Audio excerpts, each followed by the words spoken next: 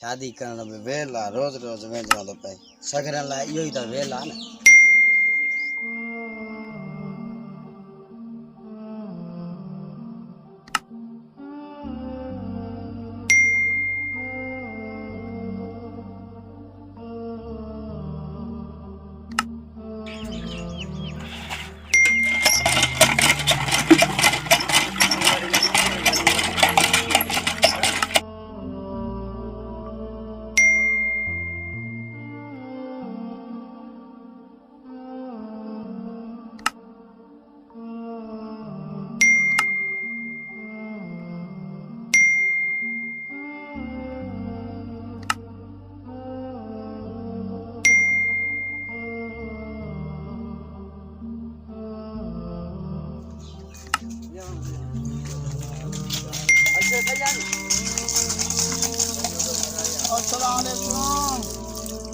वालेकुम सलाम आप भी करालन खड़ा खैर खैर यार नमाज पढ़ा जी जी जो ये आवाज बुध में हां और चने को ये बात सगरन जी भलाई किया जिंदगी टेउंडी छो शादी कया पर रोज तो वेंजणो पए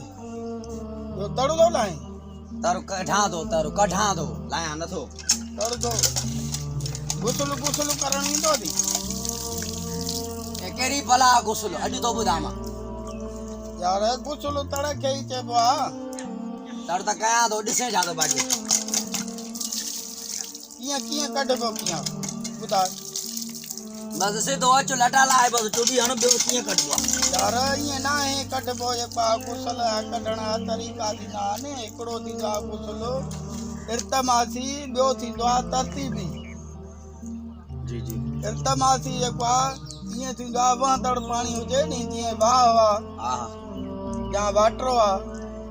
हाणे वहंदड़ हुजे उन में बूई न हुजे धप न हुजे हलंदड़ पाणी मुबा हुजे पाक हुजे उन में जेको आहे गुसल इर्तमासी करे वाजिब कुर्बत अल्लाह करे भुत हणिजे त जेको आहे उहो निकिरी वेंदो आहे ओ बस सुबह रोज़ मीरा में तू भेणी चा सही आहे तुंहिंजी मर्ज़ी बाक़ी हे जेको नलके त करे नी उन खे चइबो आहे तरतीबी पहिरियों जेको आहे तरतीबी जेको आहे सॼो जिस्म पाक करे जी जी वेंचू सॼो बोले जी सेखार मूंखे यार अॼु वेंचू नी सॼो वेंचू सेखारियां ॾाढो यार सॼो जेको आहे वेंचू का शइ न रहे पहिरियों साफ़ जेको आहे ये चाय भी ॾाढी मेरी आहे हा हा सॼो साफ़ थी हे जेका बि चिकनाट चॾनि वॾनि ते थी उहा जेको आहे साफ़ कर पए बियो पंजवीं ओडी आ गुल्ली ना है कई थोरो हां भरल अब हाणे सॼो वेंची आहिनि हलियो हा सॼा लिंग साफ़ थी विया आहिनि सफ़ा ॾिसो हाणे तव्हां जो- चेक करे चो था ॾिसो सफ़ा हा हाणे जेको आहे न सिर ते पाणी हारे सॼो जीअं पेरनि ताईं लही अचे सही ॿियो बि जेको आहे भरियल आहे कर जेको आहे हा शाबाश हाणे जेको आहे सॼो पासो जेको आहे कुले जो